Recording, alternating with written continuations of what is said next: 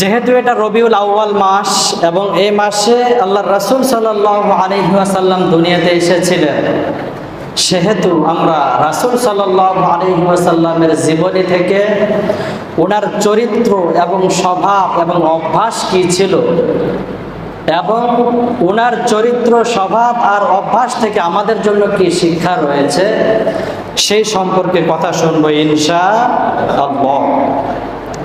আপনারা জানেন আল্লাহর হাবিব সাল্লাল্লাহু আলাইহি ওয়াসাল্লামকে রাব্বুল আলামিন পুরা বিশ্বের জন্য, শুধু আমাদের এই বাংলাদেশ না, পুরা বিশ্বের জন্য রহমত হিসাবে পাঠিয়েছেন। সুবহানাল্লাহ। প্রত্যেকটা জিনিসের একটা পূর্ণতা রয়েছে, সাদার একটা পূর্ণতা রয়েছে। পরিপূর্ণ সাদা যখন হয় তখন তাকে বলা হয় পরিপূর্ণ সাদা।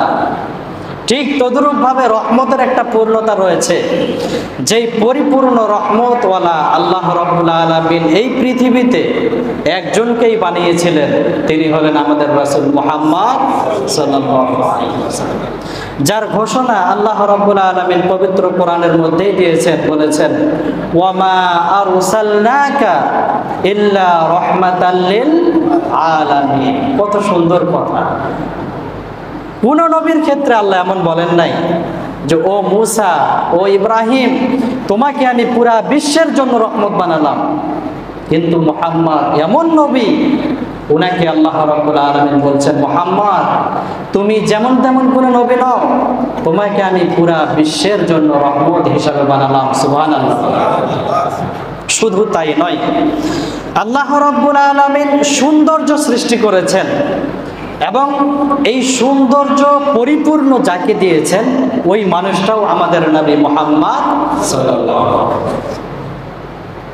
আল্লাহর হাবিব সাল্লাল্লাহু আলাইহি ওয়াসাল্লাম মেরাজের ঘটনা বর্ণনা করতে করতে প্রাসঙ্গিক উনি বলে উঠলেন যে আমার ভাই ইউসুফকে আমি দেখলাম, তাকে আল্লাহ পাক রব্বুল আলামিন এত সুন্দর করে বানিয়েছেন, পুরা পৃথিবীর সৌন্দর্যগুলোর মধ্য থেকে অর্ধেক সৌন্দর্য শুধুমাত্র তাকেই দিয়েছেন।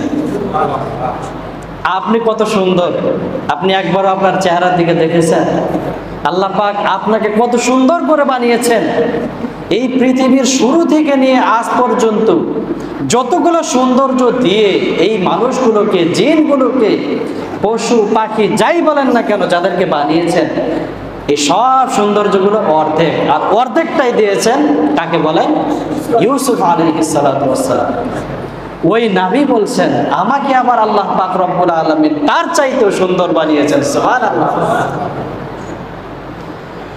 একবার জুলাইখাকে তার বান্ধবীরা জিজ্ঞাসা করলেন, ও জুলাইখা, ইউসুফের মাঝে তুমি কি এমন জিনিস দেখেছিলে যে তুমি তোমার বাদশার স্বামীর কাছ থেকে দূর হয়ে তুমি ইউসুফের কাছে যেতে চেয়েছো?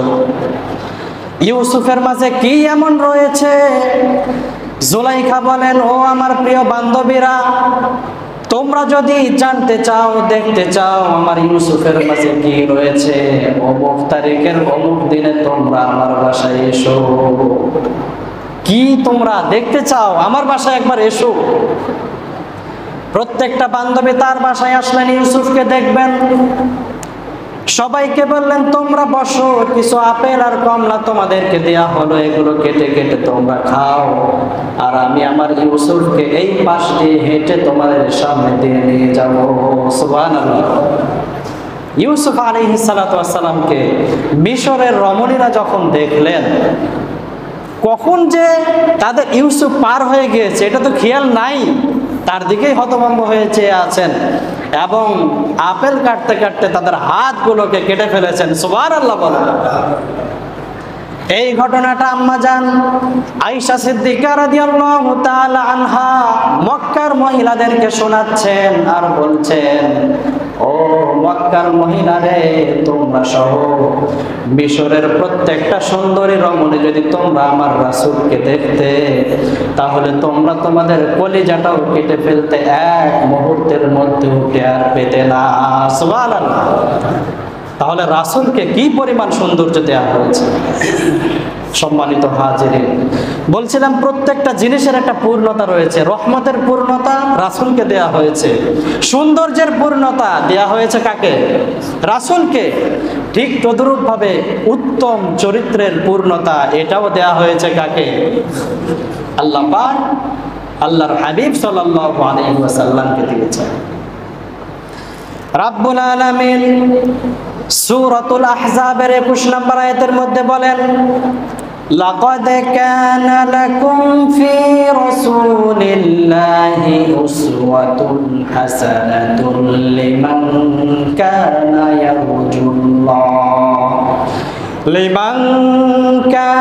ইয়ারজুল্লাহা ওয়াল ইয়াওমাল আখির ওয়া যাকারাল্লাহা কাসীরা। আল্লাহু আকবার। রাব্বুল আলামিন বলেন, ওহে বিশ্ববাসী, পুরা পৃথিবীর জন্য আমি আমার মুহাম্মাদের মাঝে উত্তম চরিত্র দিয়ে দিলাম। যারা চাও আমার মুহাম্মাদের চরিত্রে চরিত্রবান হও, আর তোমরা আমার জান্নাতের ওয়ারিস হয়ে যাও। সুবহানাল্লাহ। আল্লাহ পাক বলছেন, তোমাদের জন্য আমি আমার মুহাম্মাদের মাঝে উত্তম চরিত্রের একটা নমুনা দিয়ে দিলাম। এই নমুনাকে তোমরা অনুসরণ করো আর আমার জান্নাতের অধিবাসী হয়ে যাও। কি এমন জিনিস রয়েছে আল্লাহর হাবিব সাল্লাল্লাহু আলাইহি ওয়াসাল্লামের চরিত্রের মাঝে যে আল্লাহ পাক বললেন যে আমার রাসূলের চরিত্র তোমরা নিজেদের ভিতরে ফিট করো আর আমাদের জান্নাতের ভিতরে তোমরা ঢুকে যাও। জানার দরকার আছে না নাই? প্রিয় উপস্থিতি, শুধু তাই নয়, আল্লাহর হাবিব সাল্লাল্লাহু আলাইহি ওয়াসাল্লাম নিজেও বলেন, এগুলো তো সব আল্লাহ পাক বললেন, এবং উনি নিজেও বলেন, বুইস্তু লিউতাম্মিমা মাকারিমাল আখলাক। ও আমার সাহাবীরা, আমি এই দুনিয়াতে এসেছি উত্তম চরিত্রের পূর্ণতা দেওয়ার জন্য। সুবহানাল্লাহ। উত্তম চরিত্রের পূর্ণতা দেওয়ার জন্য এই দুনিয়ায় আমি এসেছি, আল্লাহ পাক আমাকে প্রেরণ করেছেন। মুহাদ্দিসিন কেরাম এখানে আখলাক অর্থাৎ খুলকুনের 3টা ব্যাখ্যা করেছেন। আখলাক অর্থাৎ খুলকুনের কয়টা ব্যাখ্যা করেছেন বলেন সবাই? 3টা। একটা হলো খুলুকুল হাসান। খুলুকুল হাসান হলো আপনাকে একজন ব্যক্তি একটা থাপ্পড় মেরেছে, যেই পরিমাণ জোরে মেরেছে, জয়টা থাপ্পড় মেরেছে, আপনি সেই পরিমাণ জোরে তয়টা থাপ্পড় মারার নাম হলো খুলুকুল হাসান। ঠিক তদ্রূপ ভাবে দ্বিতীয় নাম্বার হলো খুলুকুল কারিম, অর্থাৎ যে আপনাকে একটা থাপ্পড় মারলো আপনি তাকে মাফ করে দিবেন, এর নাম হলো খুলুকুল কারিম। তৃতীয় নাম্বার হলো খুলুকুল আজিম, সেটা হলো আপনাকে একজন ব্যক্তি একটা থাপ্পড় মেরেছে, আপনি তাকে মাফ করবেন এবং তাকে আপনি উল্টো বলবেন, ও ভাই আপনি যে কষ্ট করে আমার গালে একটা থাপ্পড় দিলেন, আপনি কি আপনার হাতে ব্যথা পেয়েছেন? সুবহানাল্লাহ বলেন। আল্লাহর হাবিব সাল্লাল্লাহু আলাইহি ওয়াসাল্লামকে এই তৃতীয় নাম্বার খুলুক দেয়া হয়েছিল। আল্লাহু আকবার বলেন। অর্থাৎ খুলুকুল আজিম। তার কারণ ইহুদির সেই মহিলা আল্লাহর হাবিব সাল্লাল্লাহু আলাইহি ওয়াসাল্লামের রাস্তায় কাঁটা বিছিয়ে রাখতেন, যেন মুহাম্মদ যখন এই রাস্তা দিয়ে পার হবে মুহাম্মাদের পায়ে যেন কাঁটাগুলো লেগে যায়। আল্লাহর হাবিব সাল্লাল্লাহু আলাইহি ওয়াসাল্লাম সেই মহিলার বাসায় যেতেন এবং সেই মহিলাকে বলতেন, ও বুড়িমা, আপনি তো বুড়ি মানুষ, বৃদ্ধা মানুষ, আপনার বাসায় এমন কোনো কাজ আছে নাকি আমাকে বলে দেন, সেই কাজটা আমি মুহাম্মদ করে দিতে চাই। সুবহানাল্লাহ। শুধু তাই নয়, রাব্বুল আলামিন সূরাতুল কলামের মধ্যে আল্লাহর হাবিবের এই তৃতীয় নাম্বার সিফাত খুলুকুল আজিম উনি নিজেও ব্যাখ্যা দিয়ে বলেন, ওয়া ইন্নাকা লাআলা খুলুকিন আযীম। সুবহানাল্লাহ।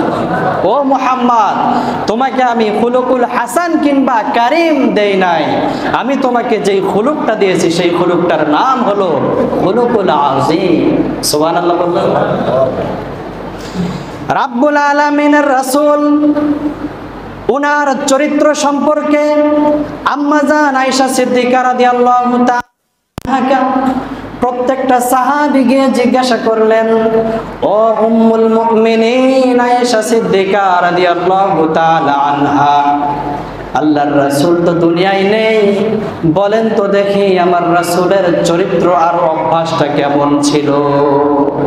আল্লাহর রাসূল তো এই মুহূর্তে দুনিয়ায় নেই, আমরা শুনেছি আপনি আল্লাহর রাসূলের সবচাইতে প্রিয় সহধর্মিণী ছিলেন। আর যে মানুষটা যার বেশি প্রিয় হয় সেই মানুষটা তার সম্পর্কে খুব বেশি ভালো জানে কি জানে না কথা। আপনি যার সাথে বেশি সময় কাটাবেন আপনার সম্পর্কে সেই মানুষটাই তো ভালো জানবে। আল্লাহর রাসূলের সেই প্রিয় সহধর্মিণী উনি দীর্ঘক্ষণ চিন্তা করলেন, একটু ভেবে নিলেন, ভেবে নেওয়ার পরে উনি মেধার সাথে উত্তরটা দিয়েছিলেন। তার কারণ সেই মহিলা যেমন তেমন কোনো মহিলা না, যেমন তেমন মেধাবী কোনো মহিলা না, যে কারণে আল্লাহর রাসূল তাকে সব চাইতে বেশি ভালোবাসেন নাই। অত্যন্ত শ্রেষ্ঠ, দামি এবং মেধাবী একজন মহিলা ছিলেন আমাদের আম্মা জান আয়েশা সিদ্দিকা রাদিয়াল্লাহু তাআলা। উনি বলে দিলেন খুলুকুল কোরআন, এক কথায় উত্তর। প্রত্যেকটা সাহাবীকে বললেন, তোমরা তো কোরআন পড়ো, কোরআন জানো, তোমরা কি জানো না কোরআনের ভেতরে কোন জিনিসটাকে বাধা দেয়া হয়েছে? তোমরা কি জানো না কোরআনের ভেতরে কোন জিনিস থেকে বিরত থাকতে বলা হয়েছে? তোমরা কি জানো না কোরআনের ভেতরে কোন কোন বিষয়গুলোকে মানতে বলা হয়েছে? কোরআন খোলো আর দেখে নাও আমার রাসূলের চরিত্রটা কেমন ছিল। সুবহানাল্লাহ। অর্থাৎ কোরআন খোলো আর তোমরা আমার রাসূলের চরিত্র দেখে নাও। মুহাদ্দিসিনে কেরাম আল্লাহর রাসূল সাল্লাল্লাহু আলাইহি ওয়াসাল্লামের দেয়া এই কোরআনের আয়াতের ব্যাখ্যা দিলেন খুলুকুল আযীম, অর্থাৎ আই খুলুকুল কোরআন। শুধু তাই নয়, আশ্চর্যজনক একটা ঘটনা, আল্লাহর হাবিব সাল্লাল্লাহু আলাইহি ওয়াসাল্লামের উপরে সর্বপ্রথম যখন ওহী আসে, খুব সহজ ছিল মনে হয়, ওহীর বিষয়টা খুব সহজ। সবাই আমার দিকে একটু তাকান, একটু কথা বলবেন, পারবেন না ইনশাআল্লাহ? আল্লাহর রাসূলের উপরে কয়েকভাবে ওহী আসতো, মোট 7টা বর্ণনা পাওয়া যায়। সবচাইতে কঠিন যেটা ছিল সেটা হলো সলসলাতুল জারাস, অর্থাৎ ঘন্টার আওয়াজের ন্যায়, বুখারী শরীফের বর্ণনা।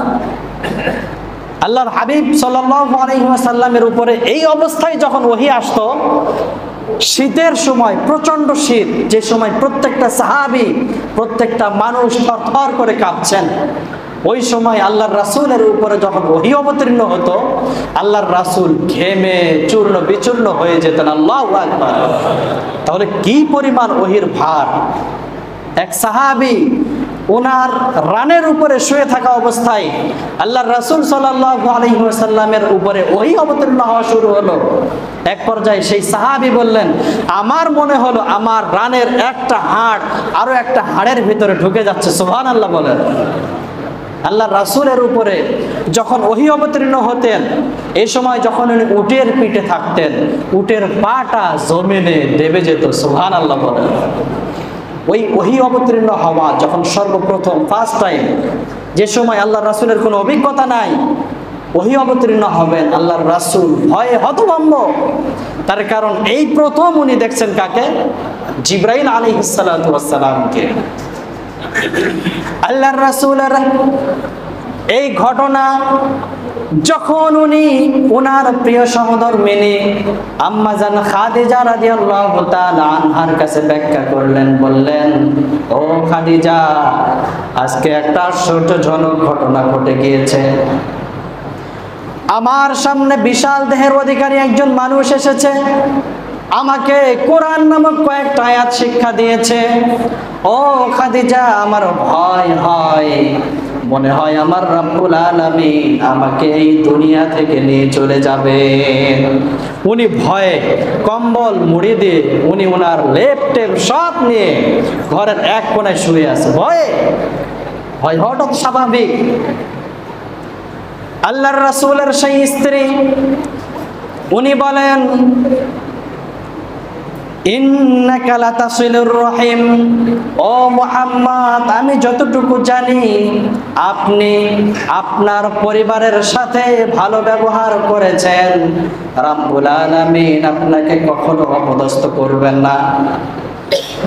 এরপরে উনি বলেন ওয়া তাসদিকুল হাদিসা, ও আমার প্রিয় নবী মুহাম্মদ আমি যতটুকু জানি আপনি সদা সর্বদা সত্য কথা বলেন, রাব্বুল আলামিন আপনাকে কখনো অপদস্থ করবেন না।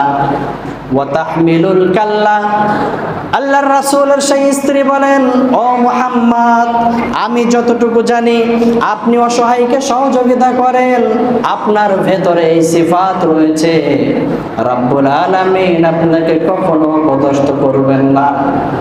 এরপরে উনি বলেন ওয়া তাকসিবুল মাহদুমা, যারা অভাবী রয়েছে তাদের অভাবকে আপনি দূর করেন।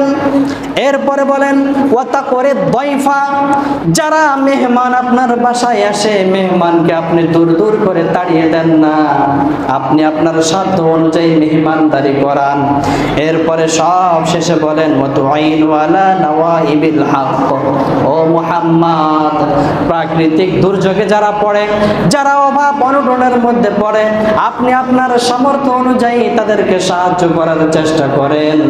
বর্তমানে এই কাজগুলো যারা করে তারা হলো পৃথিবীর মধ্যে সবচাইতে শ্রেষ্ঠ মানুষ। সুবহানাল্লাহ। আম্মা জান খাদিজা রাদিয়াল্লাহু তাআলা আনহা, ওনার চরিত্র ছিল অত্যন্ত দামি। জাহিলি জামানায় প্রত্যেকটা মানুষ মানতে বাধ্য ছিল যে খাদিজার মতো নেককার মহিলা আর একটাও নাই। ওনার জ্ঞান অনেক ছিল। ওই খাদিজা বলেন ও মুহাম্মদ আপনি ভাবছেন যে আল্লাহ পাক রব্বুল আলামিন আপনাকে অপদস্থ করবেন, লজ্জিত করবেন, এই দুনিয়া থেকে নিয়ে চলে যাবেন? অসম্ভব। আপনার ভেতরে আমি যে সিফাতগুলো দেখেছি এই সিফাতগুলো যার মাঝে আছে আল্লাহ পাক আপনাকে কখনো অপদস্থ করবে না। সম্মানিত হাজিরিন, বলেন তো দেখি এই সার্টিফিকেটটা দিলেন কে? উনার স্ত্রী। তার কারণ আমি আগেই বললাম যেই মানুষটা যেই মানুষের সাথে সবচাইতে বেশি সময় কাটায় সেই মানুষটা জানে ওই মানুষটা কত ভালো আর কত খারাপ। কথা কি ভুল বললাম?